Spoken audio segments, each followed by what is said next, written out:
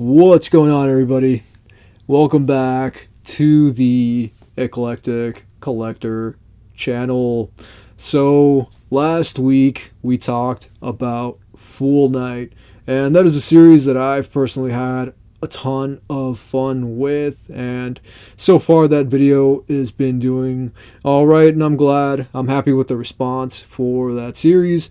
And if there's one thing that I like to do on this channel is talk about a lot of different, just random sorts of manga, and sometimes I like to do videos about more fringe sorts of stories, and I like to do videos about things that haven't been officially released in a physical format in English. And when I do these sorts of videos, I call them first impressions, and that's what we're going to be doing here today. This is a first impressions video, and the manga that we're going to be talking about is stuff that I've read on the Manga Plus app. So I'm going to go down the line of each of these series, and I'm going to give you my thoughts on them. And for the most part, I liked every one of these, and I did something similar to this before, which was First Impressions 3-parter, and now I'm going to do First Impressions 3-parter Part 2. So I'm going to maybe do this as like a certain structure, and every time I do a 3-parter, I'll call it like Part 3, Part 4, Part 5, just going forward. But just to kind of like get this show on the road, I'm going to talk about 3 series that I've been reading that I've really enjoyed. And if you've read any of these series, I'd love to know what you think. Let's kick this video off.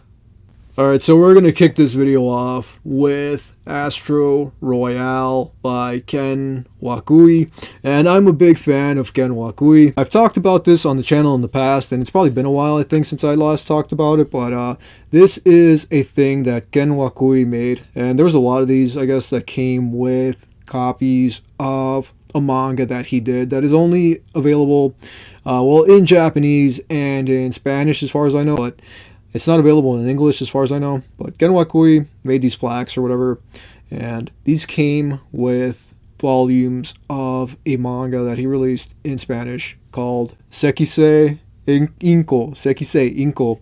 I haven't started that series yet, but I do have the first two, or the two omnis that came out in Spanish of it. Hopefully one day we get Sekisei Inko. But these came with either the first or second volume of Sekisei Inko. And I had more Ken Wakui, and here it is. This is Sekisei Inko by Ken Wakui, and this is a story that I've talked about before on this channel that I've been wanting to pick this up. These are big boy, thick omnibus volumes. I still need to get volume 2, which I have in a cart, and I will be picking it up pretty soon. And with that, I will complete Sekisei Inko. And I wanted to pick this up because I love Ken Wakui, and I don't know if or when this will ever be translated into English. He also has another series called Desert Eagle that's also going to be released by Norma Editorial. And I wanted to mention this really quick before I forget. This came with it.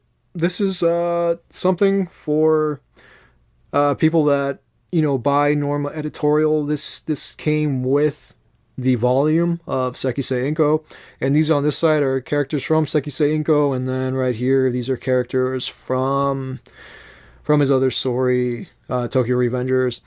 And I buy sometimes Spanish manga from like Spain, and I buy from like Argentina and whatnot, and I got a volume of manga from Spain that came with this, which is the first volume, I think. First volume of Sekisei Inko, if I'm not mistaken. And right here it just says, Gracias, Barcelona. Just thank you, Barcelona.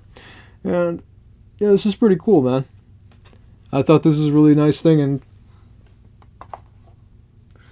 And ever since, ever since I got my hands on that, that's always been on the shelf there. Every video that I do that's positioned, like this, that's always been there since I started doing these shots.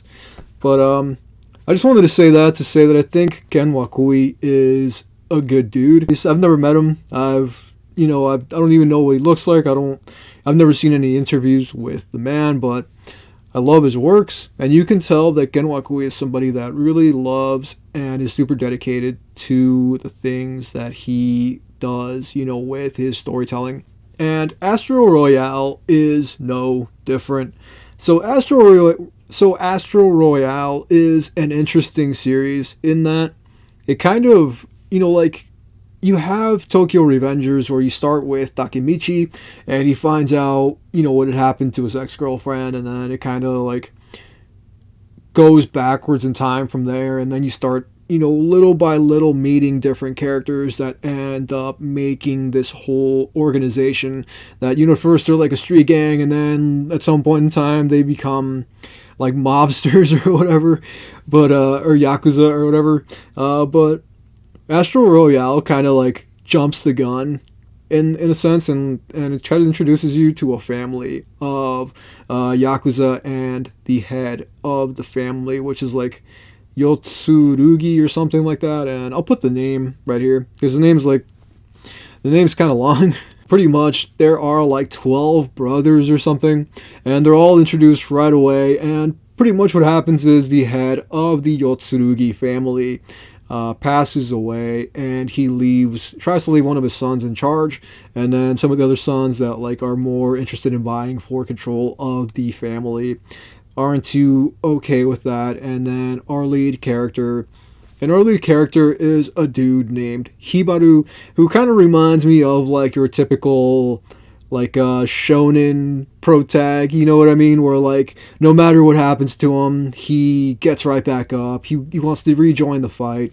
He wants to protect the family. He wants to bring everybody in the family back together no matter what. He doesn't want to kill anybody. He wants them all to be essentially reunited and to have the structure, the descending structure, with the brothers or whatever. And it does kind of, in a sense, do that thing, where he finds one of the brothers and he tries to force him back into alignment, with the old family structure or whatever, but he doesn't want to really, become a part of it yet. He's still being kind of difficult or whatever. And then there's some brothers that are a lot stronger, and this is an interesting story because, like I said, there's like 12 brothers, and you get introduced to all of them at the same time at this funeral.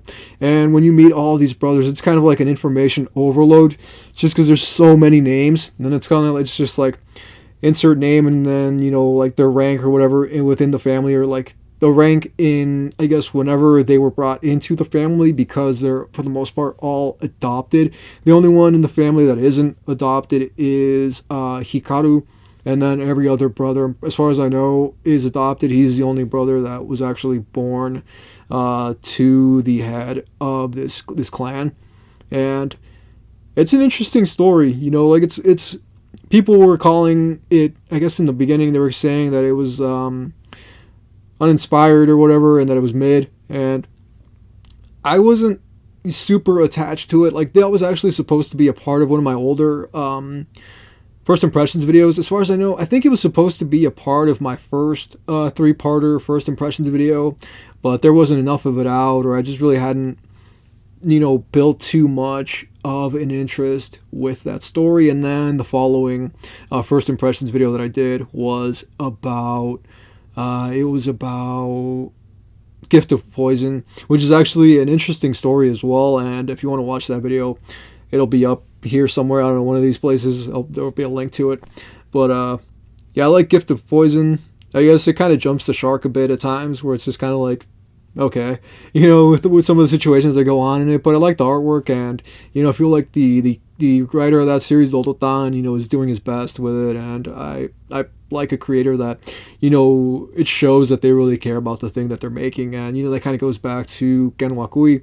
And to me, Astro Royale just feels like a story that he's just having a blast with, because he did Tokyo Revengers, which was, for the most part, like pretty serious, and then there was like some lighthearted moments, where like there were jokes that were cracked and whatnot, and there was some fun to be had. But for the most part, it was a series that like really took itself seriously. And Astro Royale feels like a series that isn't really taking itself seriously.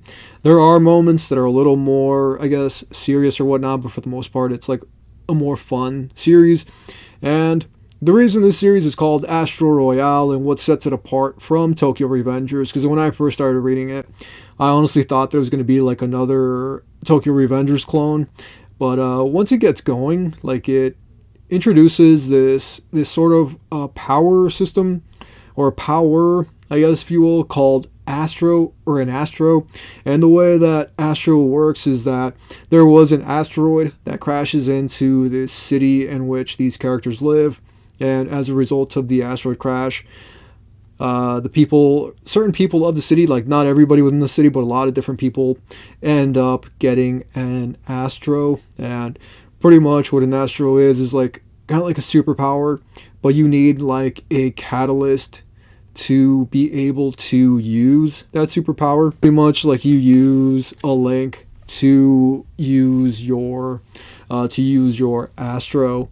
And yeah, Astros are like a power, but you need a link to be able to use that power. And that's one thing that I do kind of enjoy about Astro Royale, is just how random it is, and how, for the most part, like I feel like it's a series that, like I said, Genwakui kind of just wrote to have like a sort of fun, but there is like a more serious sort of a thing going on, because the family dynamic or whatever with Hikaru and his other brothers. And he's got one of the brothers that is kind of like his sidekick, a guy whose name is Terasu. So he's kind of like his sidekick or whatever. Terasu is like the straight man to Hibaru's kind of like goofy sort of character, I guess, if you will. And their dynamic is great. And then we also meet another girl named Ginpa, and her link, or her Astro is that like she can turn invisible. Hibaru's Astro is that like his whole arm, I guess, if you will, is like his Astro or whatever, and he uses it to basically like punch people, because he's like the shonen pro tag, so he's got the punching power. So that's like what his superpower is, that he has like a pretty mighty punch or whatever. And I forgot what Terasu's thing is. I forgot what his thing is. I think it was like something, I can't remember what his Astro was. But there's a lot of different Astros in this world, and for the most part, a lot of the people that have Astros end up using them to commit violence or whatever, or to try to gain ground, to try to some of the different brothers within the family use their Astros to try to take over the family, or even make their own sorts of families and whatnot. And it's cool, like I've only read, I think there's like 11 chapters out so far, and I've read like 9 of the 11 chapters, but I'm really enjoying it so far, and like I really want to read more of it, and I want to see, where this is going to go. I like the premise, it does in the beginning kind of feel like Tokyo Revengers, and it even looks kind of like Tokyo Revengers. The way that everybody dresses and whatnot, it kind of looks like Tokyo Revengers. But I mean, given that it is the same creator, Ken Wakui did write that series, and he is writing this series, I feel like it's inevitable that they may kind of look similar, given that that's like his art style, and maybe that's the thing that interests him, is like kind of like these fashionable sorts of Yakuza members. And some of the brothers do look cool. I like the designs of the characters. I like the way the world looks. I like the idea of these Astros, and there are like different kinds of Astros that do different things, and not all the same thing. And I guess some of them are like a lot stronger than others. Like there's this little girl whose Astro is that she can make like 3-leaf clover turn into like a 4-leaf clover or something. And there's just like random little things like that. And that was a really cute element that was introduced a little bit later in the story. But yeah, for the most part, I think like Hibaru's whole thing is that he's trying to like, bring all the brothers back into like a sort of alignment like the planets. Like he's trying to get all the brothers, to fall back in line. And I'm pretty sure it's not going to be easy. It's probably going to be really difficult. And that's where the story's going to end up, building its tension, is trying to get everybody, in line or whatever, even if he has to beat the hell out of them to make it happen. So yeah, I'm really excited to continue reading Astro Royale. I think it's a lot of fun. I don't think it's something that you should take too seriously. I haven't personally taken it too seriously. I kind of sat down one day and just read like 5 or 6 chapters kind of back to back, because I got hooked, because I hadn't read it in a while, because like I was just reading other stuff, and it ended up just like I said, like 5, 6 chapters just back to back. And I was like, I need to talk about this next time I do a first impressions video. I need to include Astro Royale. So yeah, if you read it and you enjoyed it, I'd love to know what you think. If you started it and you didn't like it, I'd also like to know what you didn't like, or if you feel like telling me. If you don't want to, it's all good. But yeah, let's move on to the next one. Alright, so next up we're going to be talking about Drunk Bullet, and this is a series that I've also had a ton of fun with. This is by Yanagi Takaguchi, and I haven't really read anything by this creator before. I've never even heard of this creator, and I kind of looked up some of the other things that they've done, and I don't really personally know any of that stuff, but I'll link it. I'll put it somewhere over here. I'll put it like right here. I'll give you one of the things that are the last thing they did before this. However, I am having a lot of fun with Drunk Bullet. I like the time frame in which it takes place. It kind of reminds me of Golden Kamuy, given that also takes place, I think, in the 20s or something, and this story takes place in the 20s, but they're not like super duper similar, because Golden Kamuy is like more about like food and like sharing food and whatnot, and all these crazy things that happen. And Golden Kamuy is actually a really wild story. I have not read the manga for Golden Kamuy, but I have seen the anime, and I love the anime. One of my favorite characters from the anime is a dude named Shiraishi. He was just an absolute character. And this is a manga that is also filled with just absolute characters, people that are a lot of fun to be around. I think so far there are like 6 chapters of Drunk Bullet, and with Drunk Bullet we follow a former soldier, or an ex-soldier or whatever, who has just come back from World War One. His name is Gary, and he comes back from World War One, goes back to the U.S. to find that it has entered the Prohibition era, and this is like the beginning of the Prohibition era, where like you could still have alcohol, but you just couldn't sell it. There was still kind of loosey-goosey, I guess, with the rules. It was just like, yeah, you can't sell it. You can have it, you can give it away or whatever, but that's about it. And then I guess later on is where it became like pretty strict. If you have it, you're going to jail. Like, you cannot have alcohol like whatsoever later on in the era of Prohibition. I'm not sure how long it lasted. I think it lasted like the whole of the 20s, but I'll put, however long Prohibition lasted right here. But one thing that I really like about Drunk Bullet is that it goes into a lot of random, I guess, details or whatever of the Prohibition era, and we follow this ex-serviceman, this ex-soldier, who has come back from war, and he's seen some awful things, and half of his eye is bandaged or whatever, and he only sees like out of one eye, and he's got like glasses and whatnot. And I like Gary. I think he's a great character. We also follow a dude who was like kind of like his sidekick, and then we also follow this other girl whose name I think is Mona, who was like a thief or whatever, and she kind of like joins them, and they kind of become like a trio in the same way that like in Astro Royale, Hibaru, Kinpa, and Terasu, kind of become like a trio. And in this story, we have this trio, and I like their whole dynamic. Where like at one point in the series, Gary gets arrested or whatever for possession of alcohol, and they're trying to break him out, and it's really funny. Like the whole ordeal they go through to try to break this dude out. And one of the things that I like too is that, like, I was saying before that like it talks about things from actual history and whatnot, and it talks about like alcoholic beverages or whatever that had existed in the time under one name, and now where they're known under a completely different name. Certain things that started during the Prohibition era or whatever, like bootleggers that now are, like legit companies that exist, in today's world or whatever. And I don't drink. I used to drink, but I don't drink anymore. And it's just cool. Like, I like stories that can teach me something, and I feel like this is a story that, if you were interested in history or any amount of history or whatever, or just learning, just random factoids that you're probably never going to use again, I think that Drunk Bullet does kind of cover that, and that's cool. And there's certain things that I personally know about, the Prohibition era that I think would be cool if they were covered in this series. I don't know if they will be, maybe later on, but there is a thing that I don't know if it still exists now or not, but it was called Jake Leg, and it was something that you would get from drinking adulterated moonshine. But yeah, pretty much moonshine that was, adulterated or whatever.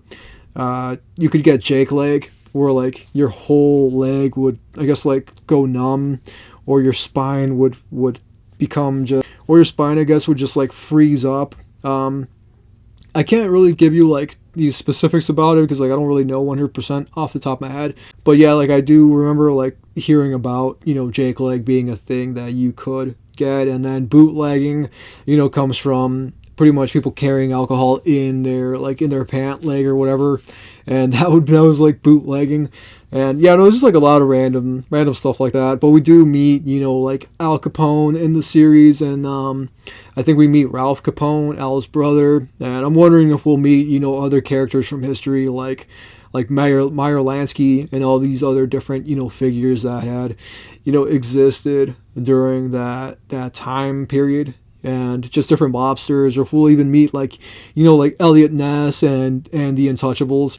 And there's also another lady that existed during this time period who was named like Hatchet Granny. I forgot what her name was. Something Caroline Amelia Nation. She also went by Hatchet Granny, and she would like break open like barrels of alcohol or whatever on the streets and smash like windows of shops and smash all the liquor that they had in shops and whatnot. And yeah, she was ruthless, man. She did all sorts of crazy stuff, and I think it would be cool, to bring her in, to bring these different characters in, and to bring these different things in that were real parts of history. And I wouldn't be surprised, to be honest, if at some point in time they do end up coming up. And one thing that I like about the series is that, we follow Gary during this Prohibition era, and I guess within like the first year of the Prohibition era, and he just wants a drink. He just got back from war. He just wants a drink, and he ends up getting his drink, but then, he ends up getting involved with like mobsters and whatnot, and he ends up having to go on the run, and he goes on the run with this kid that he picks up that is, was working at like, kind of like a speakeasy, I guess, before it actually, before speakeasies really became a thing. He's kind of working at one, and they go on the run, and they end up meeting Al Capone, and Gary and Al Capone end up getting into a fist fight at one point. And it's really random, dude. It's so much fun. But for the most part, yeah, it's not like a super deep tale, it's just, I think it's meant to be entertaining, and so far I have found it pretty entertaining. And whenever I read it, it just kind of puts a smile on my face, because the situations and everything the characters get up to, it's just like total shenanigans.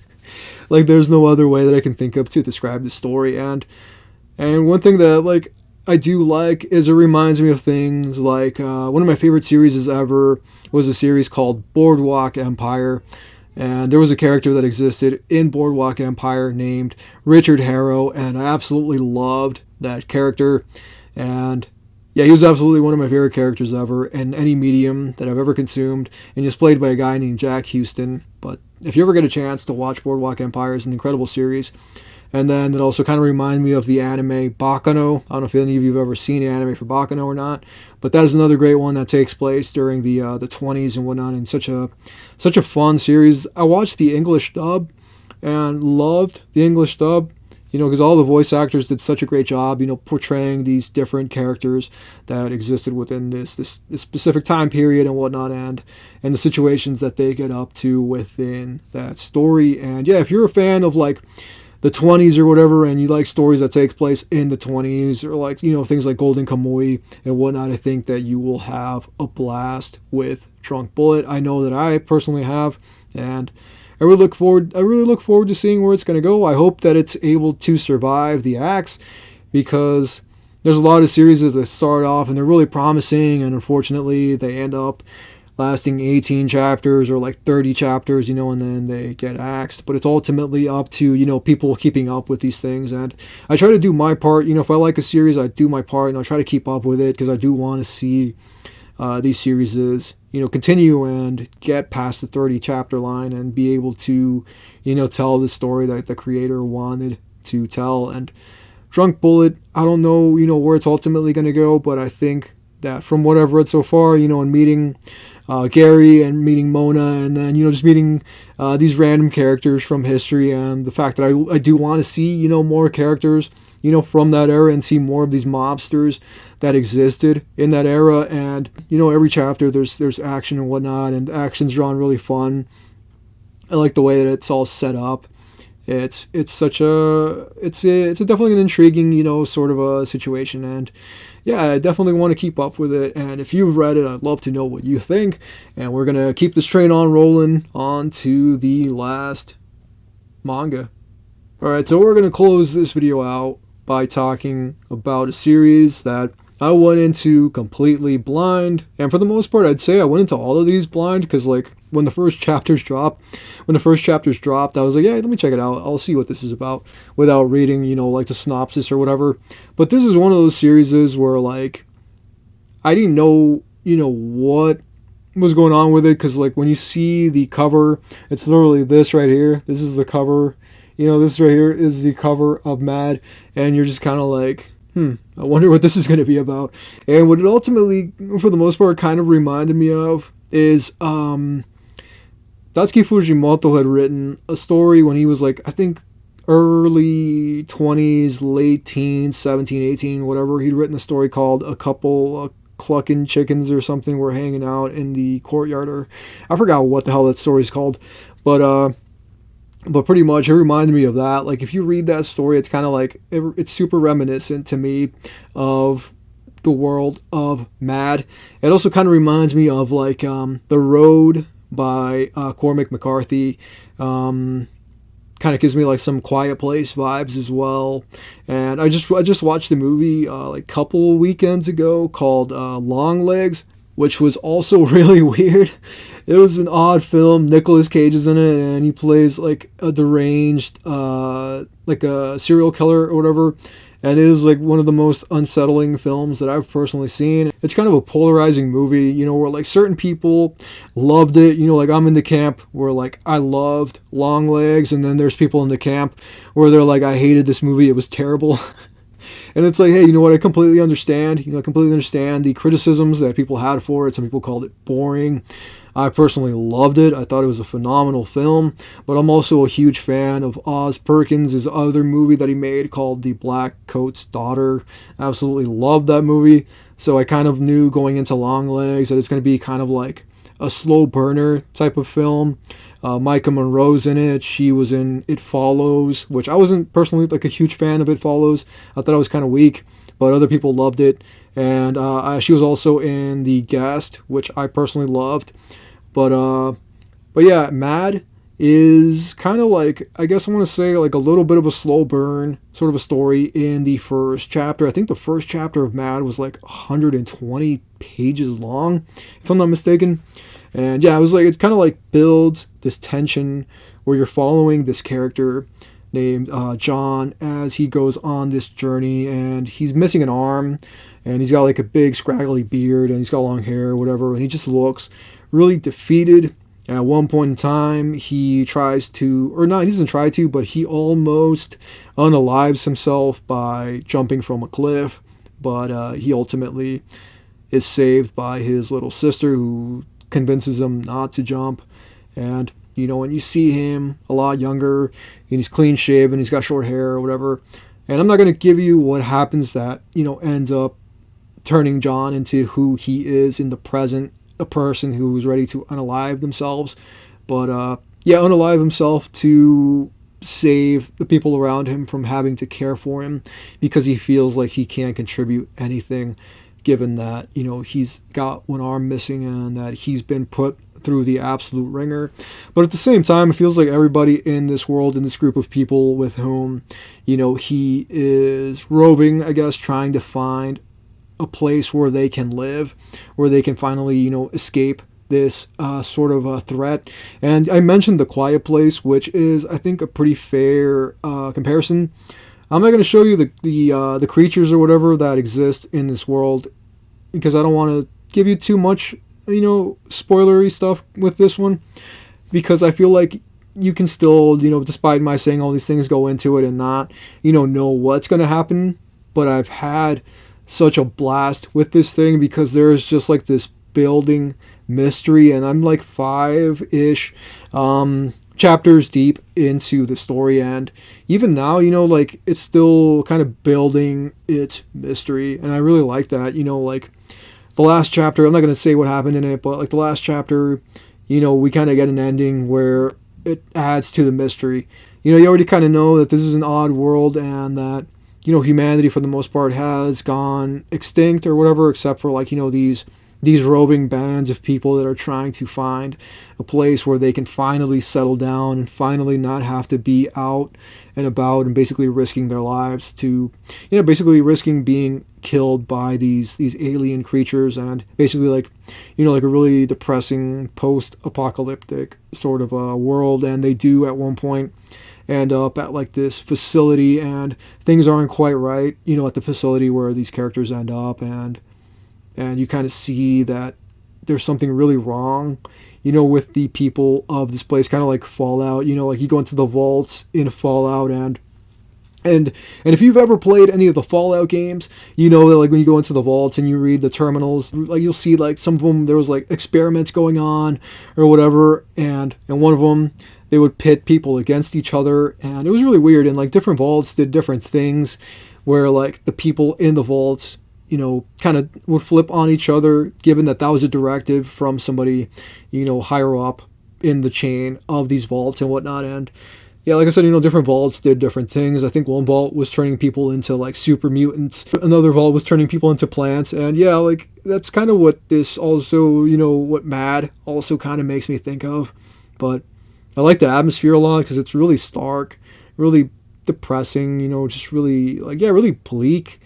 Where like there you feel like there's no hope in this world, and you have John, who for the most part just wants to die. He doesn't want to be around anymore, and he keeps going because he made a promise that he would. He promised his sister that he would keep going no matter what.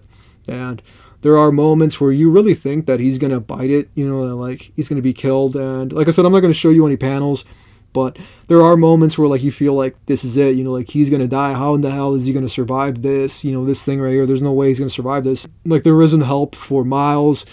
He's alone. He's completely alone, and then boom, something happens, and he's saved. And it's like there's some force, out there that's just doing its damnedest to keep this man alive, no matter what. And it's so wild, because that's our lead into this world. Is a man who doesn't even want to be around anymore, and he's being forced, to keep going, to keep surviving, because of a promise that he made. And I kind of like that. I like stories of underdogs. I like stories of like beaten down characters that are forced, to keep going against their will, even though they're tired, even though they just want to settle down and just let the unknown, let the darkness, I guess, if you will, let the darkness overtake them and, pull them into its sweet embrace. But just one thing or another happens, and it's impeded. And I don't know, I just like stories like that of just like broken down characters.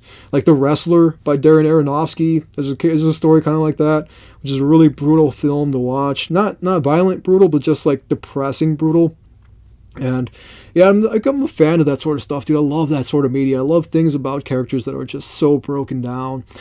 Blade Runner 2049, I think it was, 48 or 49.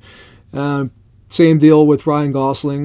His character in that is phenomenal, and I don't want to spoil that either, but I love this character in that, where like he's just kind of like going and going and going and going, like the Energizer Bunny, till he, reaches his conclusion. And yeah, it's like I'm a fan of that sort of storytelling, dude. And I always talk about films on this channel. I always talk about, TV shows and whatnot. And I guess I could even, throw Casher and Sins into the mix. I don't know if any of you have ever seen the anime Casher and Sins or not, but I absolutely love it, and I highly recommend it. Really brutal, emotionally brutal, really depressing. Such a stark, awful world, like humanity is extinct for the most part. I think they meet like one human and he dies at one point, and it's just this world that's moved on, it's given up, and it's so depressing, but it's so well done that it's just one of my favorite anime series ever. And I love things like that are challenging, that aren't happy-go-lucky, that are brutal, that are extremely difficult to consume. And I feel like Mad kind of sits within that realm where it's like kind of hard to consume because it's not a happy story by any means. And the people that come out and you feel like they're going to be helpful, or not you as the reader, you're kind of skeptical of them. But John just wants to believe that there's somebody out there that is a good person, and for the most part, you know, you're not really sure 100% if they really are good people or not. And that's kind of the predicament, you know, of trying to survive in the post-apocalypse. Is you don't know whose hands you're putting your life into until they have a knife to your neck. But yeah, that's all I got for you. If you've read Mad, I'd love to know what you think. I've personally enjoyed every one of these series. Drunk Bullet, I've had a lot of fun with. Astro Royale, I've had a ton of fun with. I wouldn't be surprised if we end up getting like a tournament arc, or you know, like a training arc or something at some point for Hibaru in Astro Royale, so you can take on like his stronger brothers or whatever. Because at one point we do see that he's not really like the strongest dude out, but he does have the determination to get much stronger. And then Mad, I just want to see where Mad's going to go, because that story has 100% intrigued me, and like I just want to see, you know, where that just wild idea, and definitely inspired, I want to say, to some extent by Alien or Aliens.